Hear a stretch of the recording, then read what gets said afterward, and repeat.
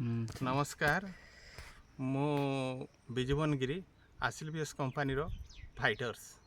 आउ आज जो ये चाष देखा जाउची ए चाष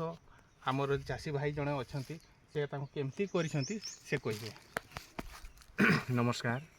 मो नाम सीताराम सिंह ग्राम तुलसीबणी जीपी पड़ागढ़ आउ मु आमर यही आसिलबीएस कंपनी रो प्रथम प्रोडक्शन नहीं कि आज जो धानटा मु चाष करछि ए चाष रे प्रथम तो पूर्व जमती चाष होता सेमती आज पर्यंत मु पाई नहीं जेहेतु आज आसिलबीएस कंपनी रो जो फास्ट प्रोडक्शन नाटा तो कौन भूली जाइए भूविटा देकी आज जो धान जो भाया होती माने जेमती कि आपनकर पूर्व जो गुटे गुण मु पाउथली आज सेठी मु 3 गुण पाई एणी आपनकर ए जो भूविटा नहीं कि आज जो धान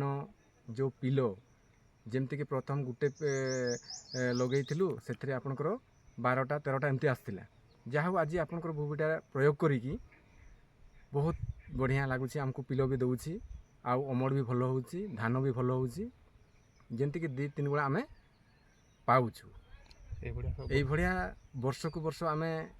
चाष करवा एवं आगू बढ़िया जमती कि एवं जमती कि 2 गुण 3 गुण 3 गुण 4 गुण जमती हो भविष्य को आगू आम केमती बढ़िया एथिपाई आम बिजुवन गिरी